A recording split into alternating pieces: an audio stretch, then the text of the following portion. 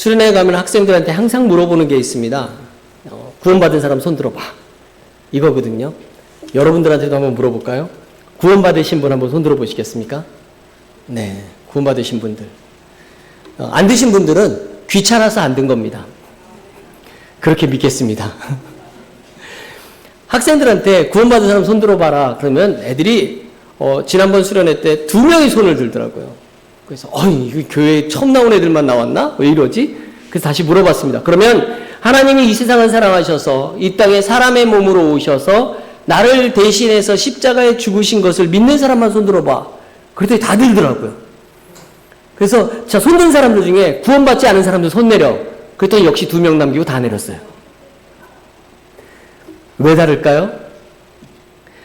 여러분, 구원은 받았는데 구원받은 사람으로 살지 못하는 사람들은 구원받은 것과 구원받은 사람처럼 사는 것을 다른 것으로 생각을 합니다.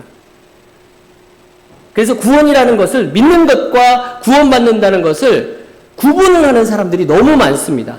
그러니까 다시 말하면 뭐냐면 내가 구원은 받았는데 정확한 확신이 없는 이유가 내 삶이 구원받은 사람처럼 못 살고 있기 때문이라는 거죠. 특히 이제 청소년이나 어린아이들 쪽으로 내려가면 내려갈수록 청년으로 갈수록 이게 더 심해집니다. 그러니까 나는 믿기는 하는데 내가 구원받은 삶이 아니야. 그러면 난 구원 안 받았어 라고 생각하는 사람들이 되게 많다는 거죠. 요걸 노리고 들어오는 사람들이 있습니다. 이단들입니다. 네. 근데 교회에서는 그렇게 가르치지 않거든요. 분명히 여러분 아시잖아요. 우리 구원받았다는 거 믿는 게 다른 게 아니거든요. 우리 믿으면 구원받습니다. 아멘? 그럼에도 불구하고 신자들 중에는, 성도들 중에는 그렇게 생각하지 않는 사람들이 꽤 많다라는 겁니다. 그게 왜 그러냐면 삶이 그리스도인의 삶이 아니다 보니까, 그러니까 세상 사람들하고 다를 바 없는 삶을 살고 있는 그리스도인이다 보니까 내가 과연 구원받았을까? 이런 생각들이 든다라는 거죠. 우리가 사는 세상은 예수 믿는 사람이 살기 참 힘든 세상에서 우리는 삽니다. 예전에는 예수 잘 믿는 사람들을 세상 사람들이 비웃을 때 뭐라고 얘기했는지 아십니까? 여기 나이 드신 분들은 압니다. 강민이는 처음 듣는 이야기일 거예요. 예수쟁이 들어봤어? 처음 듣는 얘기예요. 예. 저 우리 친구들 2명 어린 친구들 예수쟁이 들어봤니? 못 들어봤지. 요즘은 들을 수 없는 이야기입니다. 이 쟁이라는 말은요, 뭔가에 전문적이고 아주 잘하는 사람들을 비하하는 말이거든요. 멋을 잘 부리는 사람 뭐라고 그러죠? 멋쟁이. 그 다음에 욕을 잘하는 사람은 욕쟁이. 예. 그건 들어봤지, 강민아? 근데 예수쟁이는 요즘 못 들어봤어요. 왜 그러죠? 왜 예수쟁이란 말을 안 하죠? 요즘은 예수쟁이 이렇게 부르지 않습니다. 뭐라고 부르죠? 개독교인. 개독교인 이렇게 부릅니다. 이게 어떻게 된 거예요, 도대체? 왜 기독교가 이렇게 됐습니까? 예수를 너무 잘 믿는 사람들을 비하하는 예수쟁이라는 말이 그리운 시대에 지금 우리는 살고 있는 겁니다. 여러분들이 어렸을 때보다 지금이 더 살기 어려운가요? 세상 사는 게 더 팍팍한가요? 아니요. 지금 굉장히 살기 좋은 시대를 살고 있지 않습니까? 아니, 너무 얼마나 살기 좋은지 먹을 게 남아서 버리는 음식물 쓰레기통이 넘쳐나는 시대에 살고 있습니다. 그리고 너무 잘 먹어서 비만과 당뇨를 걱정해야 되는 시대에 우리가 살고 있습니다. 여러분, 불과 40년 전만 해도 우린 뭘 걱정하면서 살아야 되는지 아십니까? 예, 굶주림과 뭘 걱정했죠? 영양실조를 걱정했었습니다. 40년 전에요. 영양실조를 걱정하고, 그 다음에 오죽했으면 학교에서 구충약 나눠주고 대변봉투 나눠줘갖고 예, 대변포 오라고 학교에서 애들 구충약 먹이려고 흙 퍼먹고 이래갖고 예, 그랬던 건강도 안 좋았던 그런 시대. 40년 전 얘기입니다. 굉장히 오래된 얘기도 아니에요. 세상은 살기 좋아지지만 반대로 그리스도인으로 살기는 점점 어려워지는 이 시대가 우리가 살고 있는 시대가 아닌가요? 이걸 거꾸로 얘기하면 어떻게 되는지 아십니까? 세상에서 그리스도인처럼 살지 않으면 너무 살기 좋은 시대다. 이렇게 얘기할 수 있습니다. 그래서 구원은 받았지만 구원받지 않은 삶을 살고 있는 사람들이 많아질 수밖에 없는 그런 시대가 바로 이 시대라는 겁니다. 제가 지금 이렇게 살고 있는 것을 야단치고자 이런 이야기를 책망하고자 질책하고자 이런 이야기 하는 건 아닙니다. 사실 우리는 육에 속한 사람이지 않습니까? 그래서 육체의 욕심과 육체의 소망을 따라서 살 수밖에 없는 사람들입니다. 우리 현실이 그렇다는 거죠. 그래서 이해는 합니다. 그렇지만 그렇다고 해서 그냥 세상 사람들처럼 살 수는 없지 않습니까? 우리가 세상 사람들처럼 살 수는 없는 것이 그리스도인 아닙니까? 오늘 바울은 고린도 교회 교인들한테 너희 구원받았잖아. 그렇다면 하나님의 은혜를 헛되이 받지 말고 살아라. 그리스도인이라면 그렇게 살지 말아라 라고 이야기를 하고 있는 겁니다. 하나님의 은혜를 제대로 받아들이지 않고 영적으로 무관심하고 은혜의 중요성을 너무 쉽게 생각한 사람들이 바로 고린도 교회 사람들입니다. 우리하고 별반 다르지 않았습니다. 초대교회 그 쌩쌩한 사도들의 그 싱싱한 말씀을 들었던 예수님의 직계 제자들의 말씀을 들었던 고린도 교회 성도들이나 2000년이 지난 우리나 별 차이 없는 그런 모습을 오늘 봅니다. 고린도 교회가 문제가 많은 교회입니다. 고린도 교회의 문제가 뭐였냐면 고린도 교회가 바울이 2차 전도여행 때 세운 교회 중에 한 교회거든요. 그런데 바울이 세운 교회에서 교회 안에 야, 저 바울 저 사람 사도 아니지 않아? 저 사람 진짜 사도야? 예수님의 12제자가 아닌데 무슨 사도야? 이렇게 말하는 사람들이 있었다라는 거예요. 이게 별거 아닌 것 같이 보이지만 여러분 생각해 보니 이런 겁니다. 제가 교회를 세웠는데요. 교인들이 모여가지고 야, 최진이가 목사 맞아? 목사 자격 있는 거 맞아? 아닌 것 같은데? 이렇게 얘기하는 거하고 똑같은 겁니다. 말이 안 되는 이야기죠. 그런 일이 교회 안에서 일어납니다. 그래서 바울은 고린도 교회에 보낸 고린도전서 또 후서에서 이 문제를 강하게 반응해서 나는 사도다. 예수 그리스도의 부르심 받은 제자다라는 것을 갖다가 강조하고요. 복음의 진정성도 강조합니다. 왜 그랬냐면요. 교회 안에 고린도 교회 또 다른 문제가 있었는데 교회 안에 또 다른 문제 두 번째, 교회 안에 거짓 교사들이 들어와 있었습니다. 이단 사이비들이 들어와 있어요. 그래서 바울이 가르치는 복음과는 다른 이단적인 사상들을 가르쳐요. 교회 안에서. 그게 지금 고린도 교회의 모습이었습니다. 그래서 바울의 가르침을 왜곡하고 교회의 분열을 일으키는 겁니다. 쉽게 말하면 요즘은 누가 들어와 있죠? 우리 교회는 교회가 작아서 못 들어옵니다. 네, 우리 교회는 교인이 별로 없기 때문에 들어오면 너무 티가 나잖아요. 그럼 못 들어옵니다. 네, 우리 교회 들어오려면 특별히 우리 교회에서 나간 사람이 신천지 들어가고 훈련받으면 들어오기 전에 못 들어옵니다. 큰 교회는 많이 가지 않습니까? 신천지들이 들어와서 교회를 왜곡하고 말씀 왜곡하고 성도를 훔쳐가는 일을 하지 않습니까? 그게 고린도 교회의 모습이라는 겁니다. 거기에 또 문제가 또 있습니다. 고린도 교회요? 고린도 교회가 바울이 세운 교회지만 이 바울이 세운 교회에 바울만 목회를 한 게 아니라 설교하러 누가 왔겠습니까? 사도들이 왔겠죠? 아볼라도 왔다가 갔고요. 베드로도 왔다 갔어요. 그랬더니 어떤 일이 일어납니까? 나는 베드로파야. 나는 바울파야. 나는 아볼라파야. 난 아볼라 사도님이 좋아. 나는 바울 사도가 좋아. 나는 베드로 사도가 좋아. 교회 안에 파벌이 생겼어요. 우리 교회를 얘기하면 담임 목사님파, 최진희 목사파. 그럴 일은 없지만 큰 교회 가면 그런 일이 일어납니다. 그래갖고 큰 교회 가면 목사님들이 개척할 때 따라 나가는 저기 성도들이 있습니다. 고린도 교회 큰 교회였습니다. 여기까지는 교회 문제고요. 그 다음에 성도들의 문제도 또 있습니다. 성도들의 문제는 대책이 않습니다. 왜냐하면 고린도 교회가 윤리적인 문제를 가지고 있는 교회였습니다.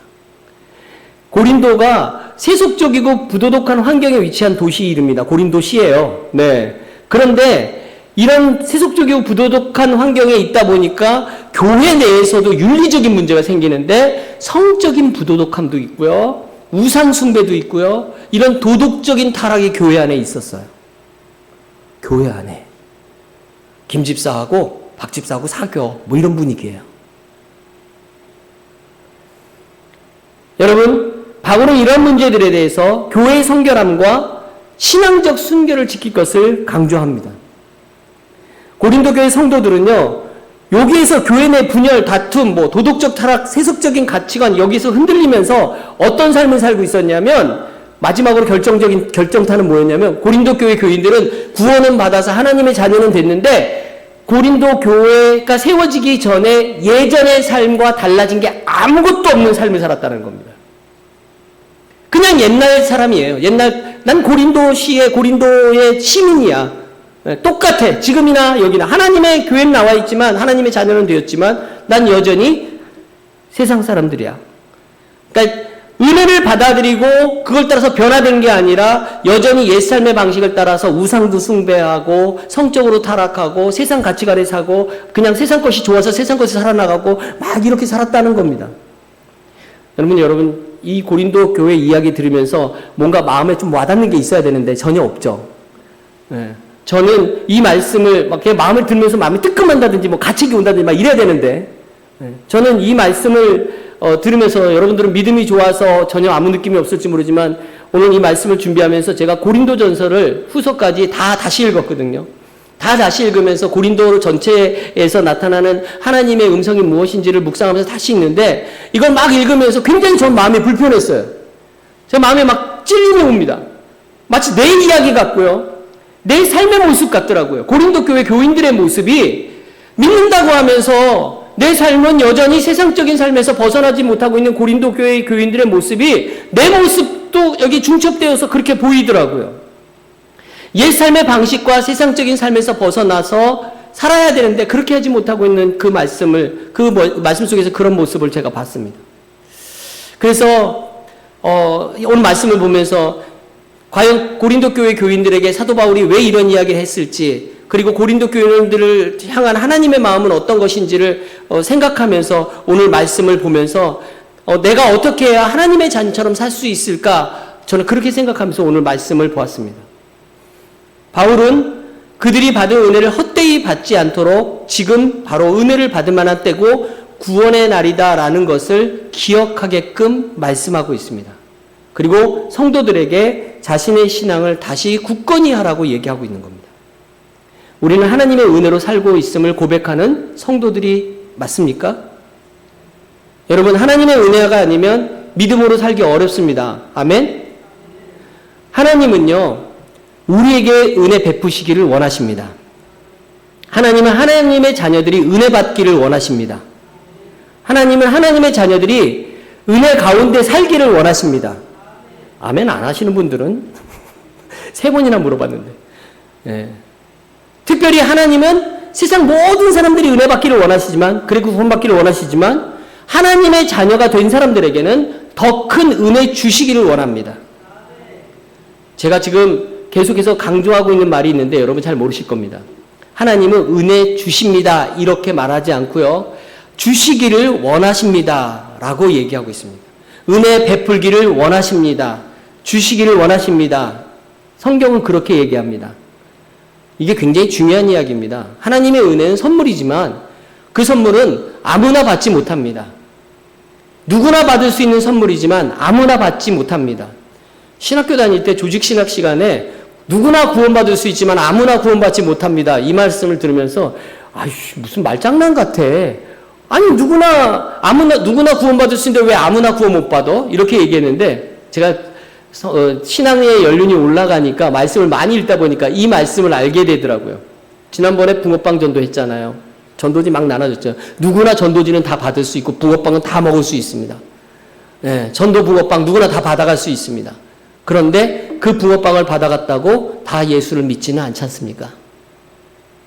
하나님의 은혜는 누구에게나 베풀어 주시지만 아무나 그 은혜를 받지는 않는다라는 겁니다. 누구에게나 구원의 문은 열려 있습니다. 그러나 그 문은 아무나 들어가지는 못합니다. 천국문은 활짝 열려 있지만 죽는다고 해서 누구나 다 그 문에 들어가지는 못합니다. 하나님이 은혜를 주시는데 내가 받을 마음이 있든지 없든지 간에 그냥 은혜를 막 밀어서 넣어서 야 그냥 받아 그 왜 있잖아요. 뭐 이렇게 촌지 주거나 봉투 줄 때 뭐 괜찮습니다. 근데 막 밀어서 넣어주는 것처럼 그렇게 주시는 하나님이 아니라는 이야기입니다. 받을 만한 사람에게 주신다는 거예요. 그래서 주시기를 원하고 계십니다. 하나님 주고 싶어 하세요. 그런데 줄 사람이, 받을 사람이 받을 만한 준비가 되어 있지 않으면 못 준다는 이야기입니다. 주시길 원하신다는 이야기는 이런 뜻일 겁니다. 하나님의 은혜는요, 내가 받을 준비와 받을 믿음이 있어야 받는 것이 하나님의 은혜입니다. 다 똑같이 예배를 드려도 은혜 받을 만한 믿음 있는 사람은 예배를 통해서 은혜 받고 돌아갑니다. 근데 어떤 사람은요, 예배 시간이 너무 길게 느껴지고, 아니, 또 오늘 목사님 설교 길어지네. 속으로 그렇게 생각하고, 또 어떤 사람은 찬송가는 또 왜 또 4절이야. 아이고, 지겨워. 이런 마음 들고, 한 절 줄여주지 않나? 뭐 이런 생각도 들고, 예배가 하나가 은혜가 하나도 안 되는 그런 사람들도 있습니다. 제 경험을 얘기하는 거예요. 네, 저도 찬송가도 왜 이렇게 길어? 막 이런 생각 들었던 때가 있었습니다. 왜 그랬을까요? 은혜 받을 믿음의 준비가 되어 있지 않기 때문입니다. 하나님이 주신 은혜를 받을 준비가 필요합니다. 하나님은 우리에게 은혜 베풀기를 원하십니다. 언제 은혜를 주실까요? 고린도후서 6장 2절 말씀 다시 한번 읽어볼까요?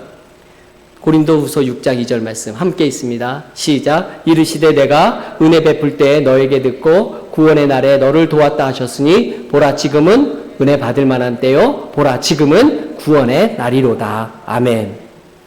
지금 두 번이나 강조하고 있습니다. 지금은 은혜 받을 만한 때요 지금은 구원 받을 때 날이로다. 지금이 언제예요? 2000년 전 바울이 이 편지를 쓰고 있을 때인가요?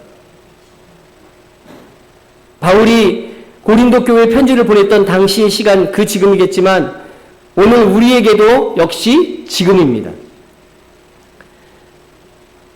지금이라는 말은 매 시간마다 찾아오는 겁니다. 시간은 이렇게 돼 있어요. 과거, 그 다음에 현재, 그 다음에 미래. 여기서 지금은 언제죠? 현재를 지금이라고 얘기하는 겁니다.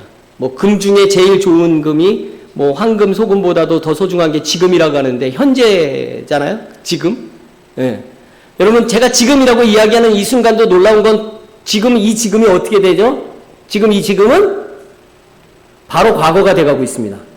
막 밀려나가고 있어요. 계속 지금은 계속 과거가 됩니다. 그리고 미래는 계속 현재 지금이 됩니다. 그래서 미래를 잘 준비하는 게 중요하다는 얘기입니다. 왜? 미래는 바로 현재가 되기 때문입니다. 이게 지금이에요. 쉽게 말하면 지금은 이런 겁니다. 내가 살아있는 순간. 이게 지금입니다.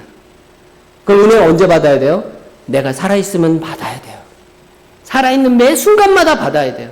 설교 시간이 아니라 내가 살아서 숨 쉬고 있으면 다 받아야 돼요. 네. 하나님은 그렇게 얘기하고 계시는 겁니다. 우리가 예배드리는 그 시간이 은혜 받는 기회가 되어지고요. 찬송하는 그 시간이 은혜 받을 기회가 되어지고요. 기도하는 그 시간이 은혜 받을 기회가 되어지고 말씀 듣는 그 시간이 은혜 받을 그 기회가 되어지는 지금이 되는 겁니다. 삶의 모든 시간이 은혜 받을 지금이 되는 겁니다. 만약 그 지금을 놓치면 어떻게 되죠? 은혜 받아야 될 지금 은혜 못 받으면 하나님의 은혜로 살 시간을 놓치니까 여러분 어떻게 되겠습니까? 힘들죠. 그리고 더 중요한 건 우리의 삶이 세상 사람들의 삶과 구별된 게 전혀 없는 그런 삶을 살게 되어진다라는 겁니다. 우리가 구원의 은혜를 받은 사람으로서 그리스도인은 어떻게 살아야 되느냐라고 이야기할 때 대표적으로 이야기하는 게 하나님을 기쁘시게 하고 하나님께 영광 돌리는 삶을 사는 것입니다. 굉장히 소요리 문답에서 나와 있는 이 신조적인 이야기를 합니다. 히브리서 12장 28절에 보니까 우리가 흔들리지 않는 나라를 받았은즉 은혜를 받자 이로써 말미암아 경건함과 두려움으로 하나님을 기쁘게 섬길지니. 그러니까 은혜를 받아야 하나님을 기쁘게 섬길 수 있다라고 얘기하고 있는 겁니다. 은혜를 체험하여야 하나님을 기쁘게 섬길 수 있다라는 겁니다. 우리가 은혜 받는 일에 관심을 가져야 되는 이유입니다. 제가 하나님은 누구에게 은혜 주시길 원하시지만 아무나 다 받지 못한다고 말씀을 드렸지 않습니까? 우리가 은혜를 받고 싶다고 다 반드시 주는 건 아닙니다. 출애굽기 33장 19절에 보니까 은혜 베풀 자에게 은혜를 베풀고 긍휼히 여길 자에게 긍휼히 여긴다라고 성경은 이야기하십니다. 오늘 본문의 말씀 출애굽기 33장 여러분 지지난주에 김영일 목사님이 설교하셨던 설교 내용에서 32장이었던 건 기억하시죠? 그때 뭐였죠? 금송아지 사건이 있었지 않습니까? 그게 끝나고 나서 모세가 하나님께 기도합니다. 그 기도할 때 하나님이 이렇게 말씀하십니다. 은혜 베풀 자에게 은혜 베풀고 긍휼히 여길 자에게 긍휼히 여기겠다고. 금송아지 숭배하고 하나님을 버리고 우상 숭배했던 사람들에게 하나님이 그렇게 이야기하시는 겁니다. 은혜 베풀 자에게 은혜 베풀고 긍휼히 여길 자에게 긍휼히 여기겠다. 하나님이 주시는 은혜는 굉장히 다양합니다. 여러분 그냥 말씀 속에서 은혜 받았어 이렇게 얘기하지만 이 은혜는요, 에베소 4장 7절의 말씀처럼 각 사람에게 그리스도의 선물의 분량대로 은혜를 주신다라고 얘기합니다. 각 사람 받을 분량에 따라서 은혜의 종류도 다르고 질도 다르고 양도 다르다는 이야기입니다. 중요한 건 은혜를 베풀어 주신다고 약속하시는 겁니다. 어떻게 하면 은혜를 받을 수 있을까요? 은혜 받을 수 있는데 가장 필수적인 게 뭔지 아십니까? 우리 2절 말씀 다시 한번 볼까요? 2절 말씀 함께 있습니다. 시작. 이르시되 내가 은혜를 베풀 때에 스톱. 다시 한번 거기까지만 시작. 이르시되 내가 은혜 베풀 때에 너에게 듣고. 은혜를 베풀 때에 어떻게 해야 한다고요? 왜 은혜를 베푸신다고요? 은혜 베풀 때 왜 은혜를 베푸신다고요? 너에게 듣고 은혜를 베푼다는 얘기입니다. 그러니까 내가 은혜 베풀 때에 너한테 듣고 은혜를 베푼다. 그 어떤 거예요? 구원의 날에 너를 도왔고. 다시 말하면 뭐죠? 하나님이 나에게 들으셨대요.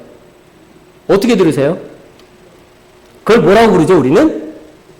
기도라고 부르죠. 하나님 우리가 기도를 듣고 그리고 하나님이 거기에 대해서 은혜를 베푸셨다라는 이야기입니다. 기도하라는 이야기입니다. 출애굽기 33장에 아까 이야기할 때 17절에 보니까 이런 말씀도 나오더라고요. 여호와께서 모세에게 이르되 내가 말하는 이 일도 내가 하리니 너는 내 목전에서 은총을 입었고 내가 이름으로도 너를 알미니라. 쉽게 설명해 드릴게요. 모세야, 내가 너 기도를 들었어. 그래서 내가 네 기도대로 해줄게. 그리고 내가 모세 너의 이름을 기억한다.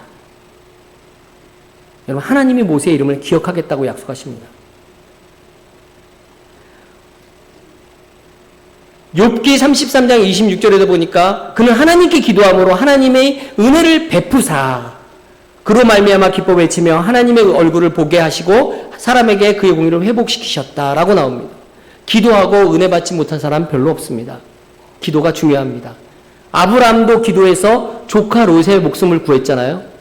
야곱 돌개별 보고 기도하다가 하나님이 거기서 함께 하심을 확인하는 은혜를 입습니다. 한나요? 아기를 낳지 못해서 성전에 올라와서 기도할 때 얻은 아들이 사무엘 선지자입니다. 엘리야는 3년 반 동안이나 비가 오지 않던 그 땅에 비가 내리기를 간절히 기도했을 때 하나님이 비구름을 일으키시고 큰 비를 내려주십니다. 히스기야 왕은 자신이 곧 죽게 된다는 선고를 받았지만 하나님께 기도해서 15년 생명을 연장받은 은혜를 받았습니다. 성경 말고도 신앙의 인물들 중에 기도로 응답받은 사람들이 얼마나 많은지 여러분들은 아십니다.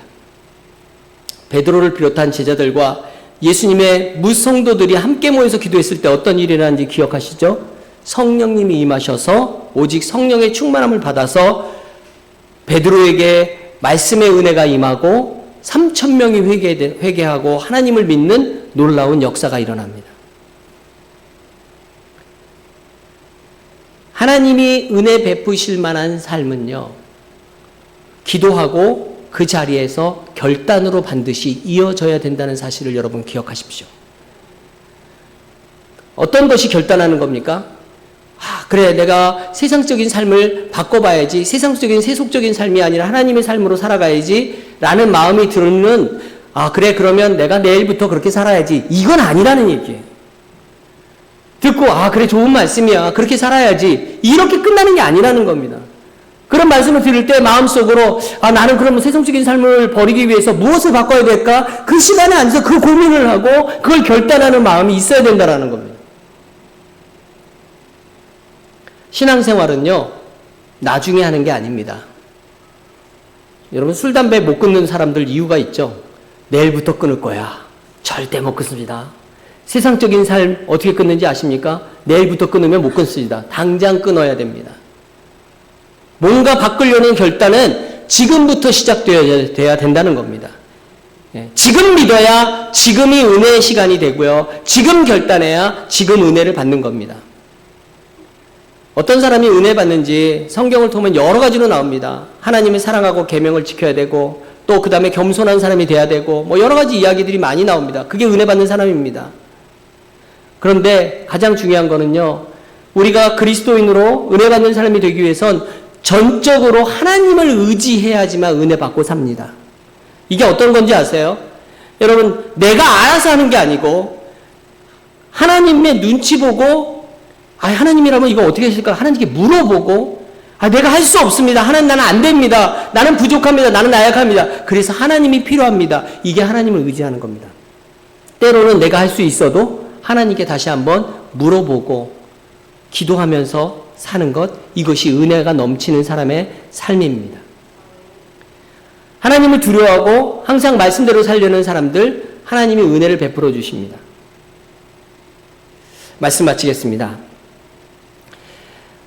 여러분이 하나님이라면 어떤 사람에게 은혜를 주시겠습니까? 이렇게 생각해 보십시오. 내가 하나님이라면 누구에게 은혜를 주어서 도와줄까? 여러분 한번 생각해 보십시오. 하나님 의지하고 사는 사람, 아니면 스스로 그냥 알아서 살고 있는 사람, 누구를 도와주시고 누구에게 은혜를 주시겠습니까? 당연히 하나님 앞에 나가는 사람입니다. 히브리서 4장 16절 말씀에 그러므로 우리는 긍휼하심을 받고 때에 따라 돕는 은혜를 얻기 위하여 은혜의 보좌 앞에 담대히 나아갈 것이니라. 여러분, 우리가 긍휼하심을 받고 때에 따라 돕는 은혜를 얻기 위해서는 어떻게 살아야 된다고요? 은혜의 보좌 앞에 담대히 나가야 됩니다. 기도로 나가십시오. 여러분의 삶이 거룩한 산제사가 되도록 그렇게 사십시오. 예배를 소중하게 생각하는 여러분 되시길 바랍니다. 우리가 은혜 보좌 앞에 나가는 때가 많지 않아요. 거의 대부분 주일날만 나가시잖아요. 네. 새벽기도 오시는 분들 빼고 대부분 주일날만 하나님 보좌 앞에 나가잖아요. 그래서 예배가 소중합니다. 네. 오늘 하나님 우리에게 이렇게 말씀하십니다. 보라, 지금은 은혜 받을 만한 때다. 보라, 지금은 내가 너희에게 구원을 베푸는 때다.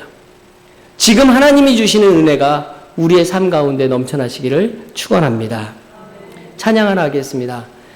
오직 예수뿐이네 라는 찬양이 있습니다. 은혜 아니면 살아갈 수가 없네. 호흡마저도 다 주의 것이니 세상 평안과 위로 내게 없어도 예수, 오직 예수뿐이네. 우리 이 찬양으로 우리의 마음을 또 우리의 신앙을 고백하겠습니다.